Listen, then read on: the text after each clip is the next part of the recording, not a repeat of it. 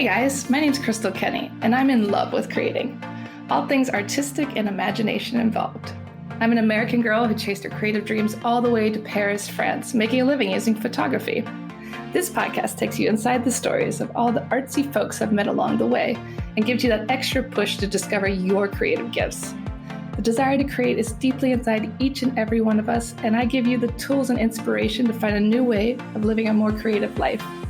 This is La Vie Creative, the podcast.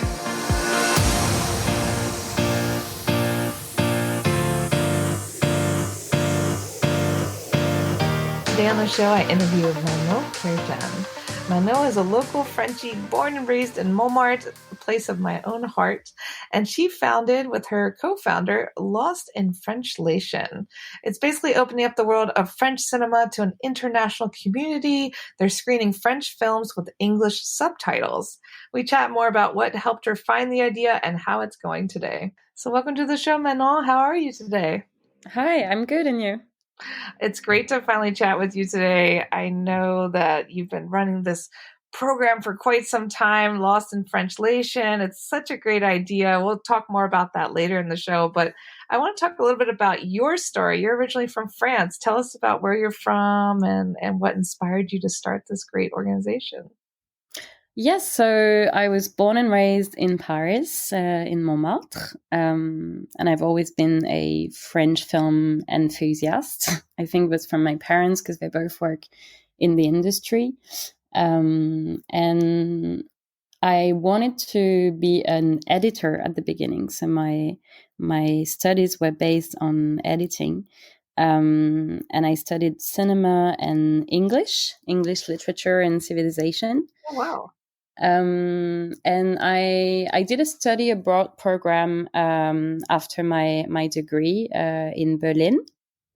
I was taking classes in English at the GFK Institute. I didn't speak a word of German. And I met the co-founder of Lost in Frenchlation there, Matt, who is Australian. And he didn't speak a word of French and German either. And we went to see a German film in a theater in Berlin with English subtitles. And we thought that was a really cool way to get immersed in a German culture, even if we didn't speak the language. Yeah, for sure. And we finished our studies there, came back to Paris together. And when we arrived, I tried to take him to see French films at the cinema with English subtitles. And I realized that this didn't exist in Paris at all. And yeah, we did a lot of research and we thought that's a real shame because French cinema is such a huge part of French culture. It's the country where cinema was born. It's the country in Europe where people go the most to the movies, where most money is invested in the industry. And it's really, really part of the culture here to go to the movies. It's not just entertainment. It's a cultural thing. And so we thought we should do something about it. Wow. So we started this film club originally at Studio 28, a small theater in Montmartre, where one of the scenes from Amélie was actually shot. Yeah. So we started with Amélie in 2015. It was a great success. We had a lot of people coming. We thought they all saw the film, but they came. But then we realized that what they wanted to see was recently released French films, the films that Parisians are seeing as well. So we started to program recently released films every month there. We started to get the word out. There was a great word of mouth, and little by little, we started to work with other theaters in Paris and to run weekly screenings. So today we work with L'Entrepôt in Montparnasse, L'Arlequin in Saint-Germain-des-Prés, Club de l'Étoile en Champs-Élysées, and Luminor Hôtel de Ville in Le Marais. where we have a screening tonight. And the format is always with drinks before the film so that everyone can get to meet each other. We've got about 55 different nationalities of people coming, from like expats to international students, tourists, also French people who come here to make international friends and practice their English because they're not so great at English most of the time. Even it's getting better. Yeah, I mean, I love that it's not just movies. You're bringing people together to hang out, to socialize, and around the theater. I mean, what a fantastic idea! And you said it's been around since 2015 now. So how has it grown? Like, have you seen like a lot more people coming? Now you're doing multiple theaters. I mean, it's really great. Well, now we're trying to do more and more things around the films. So it could be anything from a wine tasting, if the film talks about wine, a dance show, if it's about dance, concerts, Q&As with film crews. Every 2 events, approximately, we have the directors or the actors who come to speak with the audience about their film. And we also started to export the film club to other cities in France. So now we have a partnership with a theater in Biarritz, in Nice, Lyon, and Caen. Wow, you guys really have expanded. And why do you think that this didn't exist before? Like you said, like there was no French films in the theater with English subtitles. Did you ever ask that? Like, why? Well, I think because firstly, it's complicated. It was complicated at the beginning to get the copies with English subtitles because you need to find them from the international sales agent. And usually it's copy reserved for festivals and not for normal distribution in Paris. And secondly, I think no one really wanted to take the time to build this database of English-speaking French movie enthusiasts. So yeah, a lot of people at the beginning tried to tell us not to do it, that there wasn't a market for it, that English speakers didn't really care about French cinema. But yeah, I think we proved them wrong now. Wow, what a good feeling. And so you said it's a little complicated to get your hands on these English subtitles. So how did you work around that? Do you have like a direct contact now, or how does it work? Well, at the beginning, I didn't have any contacts in the industry, but now distributors are starting to know us, and they know that it's good for the film to get a word of mouth within the English-speaking community, and they're reserving copies with English subtitles for our screenings. So it's just about getting the right contacts and then gaining that trust, I guess. Yeah, and proving that you're really doing it, so they're not like wasting their time. Like they want to make sure it's really worthwhile for them to hand over the material to you. Yeah, exactly. But for them, it's just a one-off. We just screen the movies once. So I understand that sometimes they tell me, oh, no, we don't have the English subtitles and we don't have time to look for the copy. We have other things to deal with. Yeah. I get it. And we don't work with all the distributors, but most of them. And so what movies are the most popular? I mean, you're running a lot of movies now. So what have been some of the most popular turnouts for French cinema? At the beginning, the most popular one we had was Divine. And we had to run 3 screenings of the film so that everyone could see it. Because usually we stick to just one screening. And on the 3rd screening, the director reached out to me and she said, okay, now I'll come this time. And I think it was the first director that we welcomed. Eiffel was also a huge success. Yeah. We had to run 2 screenings of this one. Yeah, I think films which represent French culture in general are attracting more people. Yeah, and It sounds like you know your French cinema really well. So, what would you say is some of the main differences between French cinema and American cinema, for example? Um, I'd say French cinema is a bit more realistic. We have less happy endings. I think we earned the term French endings in the cinema world. Um, and I'd say there's more independent art house cinema in France, I think, because there's more freedom given to the director as opposed to the producer. In the US, there's the studio system, which gives a lot of power to the producer, and they have the last word on the script, for example. But in France, the director is like the king of the film.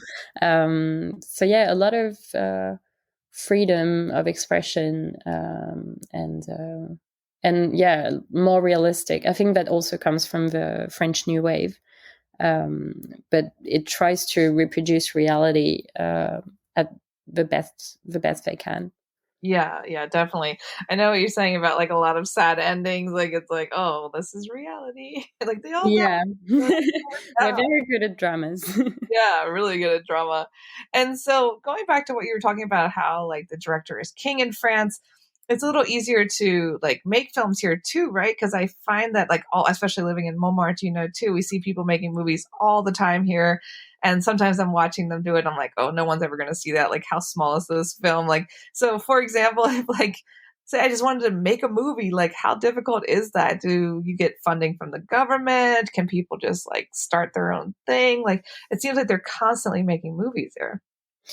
Yeah, well, there is a lot of help from CNC, le Centre National du Cinéma, because we have this great system in France with this tax called TSA, which means that when you buy a ticket as a spectator, you know that part of this money you put in your ticket goes to CNC to fund other films.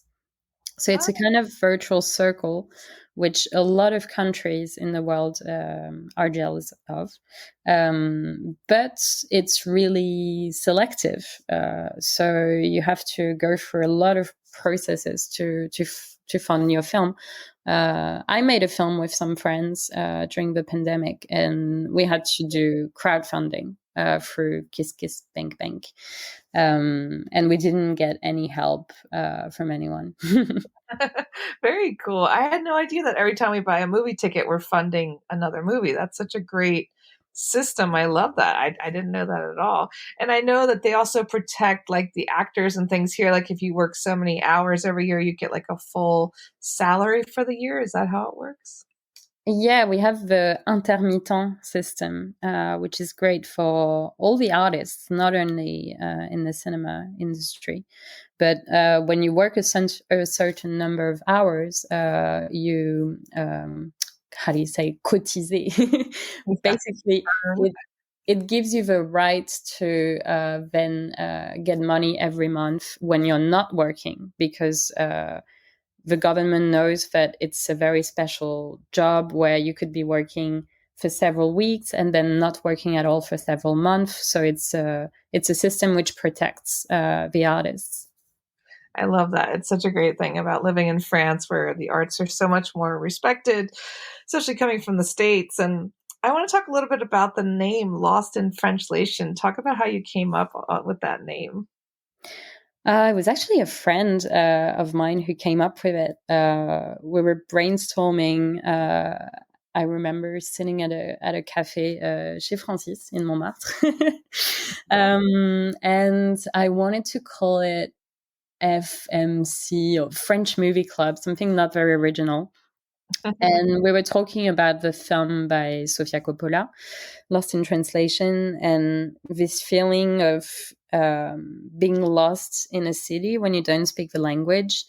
And a lot of expats experience this when they first arrive in Paris and they don't speak French. And yeah, that's how she came up with it. She wanted to call it Lost in Frenchlation, and then it became Lost in Frenchlation. I like that. It is a great name. It sticks in your mind. I think it stands out. Yeah, it's a bit long. Yeah, it's good. Yeah, French people are not able to pronounce it right. Every French people I talk with says Lost in Translation, but it's fine. Whatever, as long as they're sticking around. Yeah.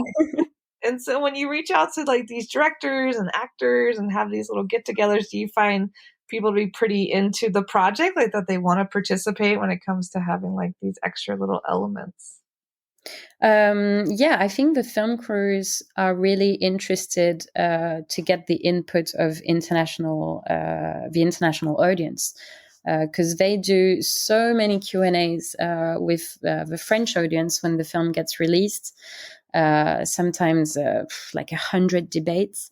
So when I reach out to them and say, would you like to, speak in English and talk with people from different nationalities, they're usually pretty enthusiastic about it, because they're not going to get the same kind of questions, and the debates are usually really interesting about French society, the French culture.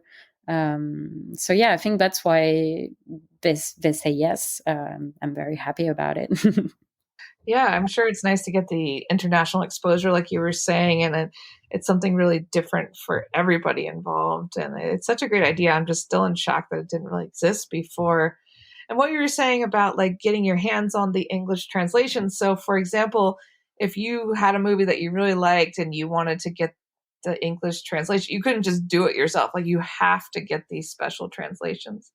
No, usually when a film is released in France, it always has a copy with English subtitles, which is made by the producer, because it's going to be selected in festivals abroad, etc. So it's very rare that a French film doesn't have English subtitles. The tricky part is finding the copy. Sometimes it's abroad, then it's to ship it to Paris, especially for the screening, because it's most of the time physical copies. We still deal with DCPs, which is digital cinema package, on a hard drive in a big box.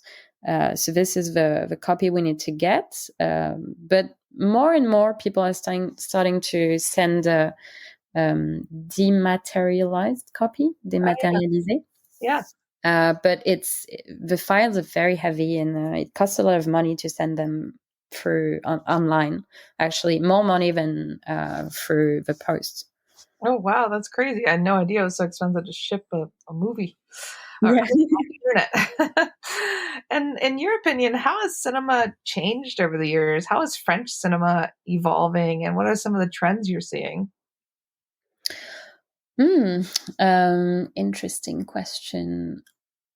I think there's more and more films having political topics about, society issues, feminism, gender. Yeah, I'm seeing a lot of French films with these themes, which is very interesting for us to have debates on. Because I love seeing the reactions of the audience regarding these films. Like, for example, when we had the debate about the film Les Rascals a couple of weeks ago, which was about racism in France in the 80s, a lot of the audience was very thankful after the debate, because they said, "Oh, now I can understand what was racism in France at the time, and it helps me to see some of today's issues with a different light." Yeah. Or when we had the debate about Saint-Omer, it was also really interesting. It's about a real story of a woman who killed her baby in Saint-Omer in France. And what was at stake in this film was really interesting. The debate was very animated, because some of the audience thought she's crazy, she should be in jail, and another girl in the audience said no, she should get some help. Anyway, yeah, a lot of debates about society issues. Yeah, it's good to have these talks and bring people around these issues, and in a fun way, like watching a movie. Who doesn't want to watch a movie? I mean, we also show comedies, Yeah, it's not all not mess only depressing dramas and thrillers, and yeah. But it's hard to get good French comedies. There's going to be a good one released soon with Danny Boone, the guy who did Welcome to out. the States. Yeah, I saw him filming actually in Montmartre when I first moved here, like in 2012, Oh, really? like outside the Metro Abbess, and like all these people were coming up asking for autographs and giving him bottles of wine, and I was like, "Who is this guy?" I had no idea because I just Oh, moved. yeah, he's a big deal in France now. Yeah, definitely. There's a bunch of like famous actors and still artists that live in Montmartre today, as I'm sure you know. Being born and raised here, how lucky are you? I love this area. Oh, yeah. And what's been the most rewarding part of running Lost in Frenchlation? What's your favorite part? Um, I think just talking with the audience after the film and hearing them saying thank you, because without you I wouldn't have been able to see this film, to meet this filmmaker, and some people come to our events and it's the first French film that they have seen on a big screen Wow. ever. So that is extremely rewarding to see that what you're doing is has a meaning, and it helps people having a great experience in Paris, make friends. I even have people who met during our events and who are in a relationship now, so Oh, they come wow. to Valentine's Day. Sweet. Yeah, seeing multicultural couples coming is really nice, because when I started it, I was with Matt, the Australian guy, and I started this film club a little bit out of love, just to share my passion with him. And so when I have couples who come and tell me, "Oh, we're always fighting about whether we should go and see a French film, but I'm not going to understand anything, or an American film," now we have both. It's great. Yeah, it's bringing people together in a lot of different ways. And I mean, the cinema is such a beautiful place to do that. Yeah. And why do you think artists are attracted to Paris? Well, Paris is the world capital of cinema. Yeah. There's no other city in the world where you have such a diverse offer of films. And yeah, same for France. France is the home country of cinema, and for artists, I mean, the culture is so amazing here. I think it's one of the main reasons why people come to France. And so cinema was invented. I mean, I know photography was, and then cinema came after. Is this where they started? Yes, cinema was invented in 1895 by the Lumière brothers in Lyon. But they were inspired by the kinetoscope from Thomas Edison. But that's why some Americans argue that the Americans created cinema. But actually, it's not entirely wrong, but it's not entirely true, because kinetoscope could only be used by one viewer. And the Lumière brothers, when they invented the cinematograph, it was meant to both film and project the images to a large audience. And this is what cinema is about, both recording and seeing the images together on a big screen. So this is why we consider them to be the inventors of cinema. Yeah, it's a group experience. And why did they come up with that name? Why cinematography? Le cinématographe, it means movement, kino. I had no idea. I'm learning so much right now. And in your own words, how would you define creativity? Mm, for me, I think creativity is curiosity. Curiosity for things, for other people, new ways of thinking. It's finding inspiration in other people's work, but also trying to think outside the box. But it's hard to say whether you can be creative or not as an entrepreneur, because I'm not an artist. You work a lot, so you have very little time to stop doing anything and let ideas come to you, as opposed to an artist, I suppose. So I'd say it's a kind of balance between working hard and finding time to let your mind explore new ideas. And I'm trying to work on that aspect as I grow older. I think we all are, like, just finding time to rest and do nothing so that you can be creative. Yeah. It's not easy as we get older. Yeah. And what are you most excited about for Lost in Frenchlation? Like, what are you hoping for in the future? Well, I'm hoping that we'll get more cities joining. I'm very excited to see where in France it's going to take me. I'm also looking forward to welcoming more directors to our events, and possibly what I'd love to do is to film these Q&As and to broadcast them live in other cities, so more people can enjoy it. That's a great idea. I love that idea. Yeah, it's possible with a company I work for at the moment, because Lost in Frenchlation is my side job. But basically to be able to interact with audiences where the film crews are. There's like a chat system where they could ask their questions to the film crew in Paris, but being in another city. So yeah, I'd love to try and do that, but it costs a lot of money to film debates and to set it up. Yeah, we'll have to keep growing Lost in Frenchlation for that. But what a great idea! And where can people come and see the shows or find out what's on? Is it every week? Like, how do we find out more information? Well, we're on Facebook, Instagram, LinkedIn. We're just not on Twitter because I think I'm and TikTok. I think I'm too old for this. But we have a newsletter which you can subscribe to, and every Monday you will receive the film we're showing on the weekend, and we have 1 or 2 events per week. So, yeah. Very cool. So there's always something going on, and I'll share all that in the show notes, guys. So make sure you open the show notes and check it out so you can connect and learn more about the movies. And thanks so much for speaking with me today. Thank you, Crystal. It was a pleasure.